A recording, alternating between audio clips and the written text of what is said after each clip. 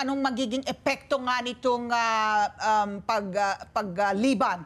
Si lead prosecutor ng ICC, si Karim Khan, took a leave of absence because nga yung kanyang, siya ay merong iniimbestigahan siya tungkol sa alleged sexual misconduct against a female lawyer po. No? So, ano po ang magiging epekto nito sa kaso po ng dating Pangulong Rodrigo Duterte? Sa tingin namin, minimal. Siyempre, kasi nung huling hearing, siyang nakita natin nagsalita. Kung sakasakali at kung tuloy-tuloy yung schedule niya, hindi na natin siya makikita sa September kung sakasakali. Kumbaga sa pakalahatan yung gawain kasi, nakikita namin na salo naman at kuha nung deputy niya.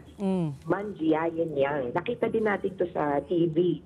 Ito yung katabi niya at siya ang deputy prosecutor at ang pagkaka-refer pa nga sa kanya nung inaresto si Duterte, nagpasalamat si Karim Khan kay Manjiayen Yang dahil siya ang head ng Philippines Unified Team. Kaya sabi namin, itong si Yang malamang ang in charge, parang ganon. Pero kumbaga nakapayong na lang si Karim Khan. Kaya confident kami na walang maagrabyado, walang maantala na mga schedules.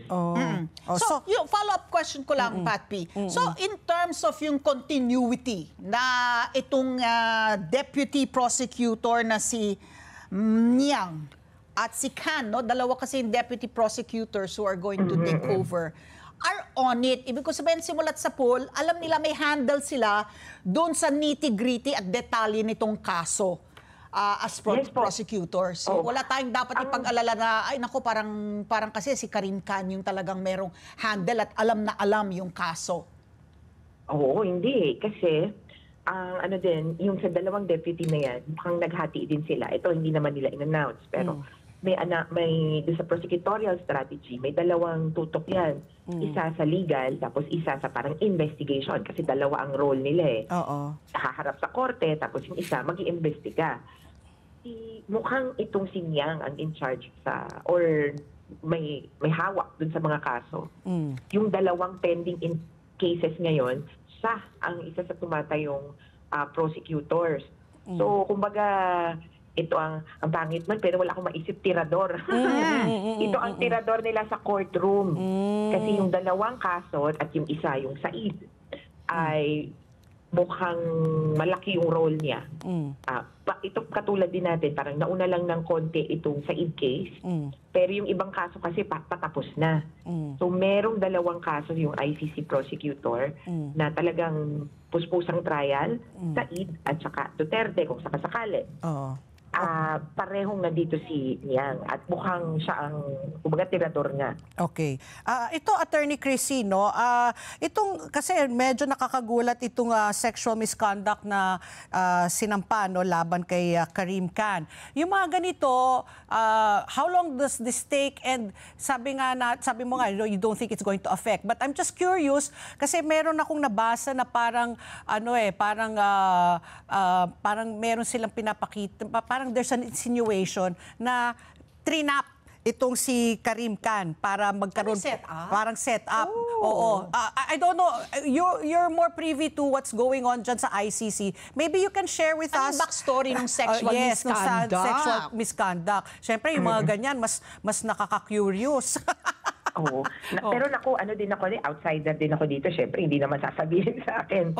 Pero ang pumutok ito last year at di umano meron siyang parang subordinate kasamang abogado na nag-iimbestiga, nag-iikot-ikot sa mga paglabas-labas nila hanggang even doon sa office nila, nagkakaroon ng unwanted sexual advances. Kaya ang term ay sexual misconduct. Kumbaga parang si Karim Khan may asawa. Kaya komplikado. Ang asawa niya ay abogado rin.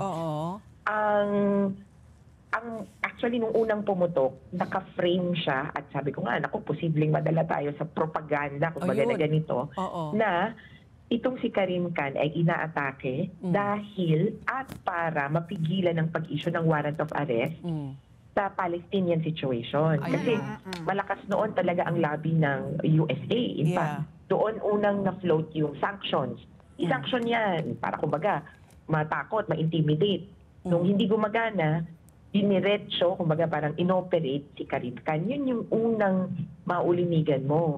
Pero kalaunan, medyo kinabahan na rin ako nung yung charges ay inilapit sa isang independent investigating team sa UN. Ibig sabihin, may gravity to the charges. Ang itsura kasi, parang hindi na nakapagsalita yung kumbaga biktima. Kaya parang nadala sa propaganda. Ngayong malinaw na talagang may biktima, talagang may magka-come forward at possibly may dalawa pang iba. So not just one. Medyo komplikado. Kaya ngayong parang nagsusurface ito at yung possibility na ma-whitewash ito. Tapos, ang pinaka-concern ko, mabigat, no? Kasi parang sinabi daw ni Karim Khan doon sa babae, huwag kang magsasalita tungkol sa nangyari. Kasi may cover up. Tayo, gusto mo ba masangkalan yung kaso sa Palestine? Gusto mo ba, parang kawawa naman yung mga biktima. Kaya nakakalungkot kung may ganitong kaganapan. Kaya sa totoo sabi namin, abangan natin yung results ng investigation. Kaya welcome sa amin na bumaba si Karim Khan. Dahil parang preventive suspension, di ba? Yes, kailangan bumaba ang nasa posisyon para hindi niya papagtatakpan yung sitwasyon o kaya makakasira, makaka-affect ng ebidensya na posibleng within his control. Let's get together. Sunnet 25. Sunnet 25.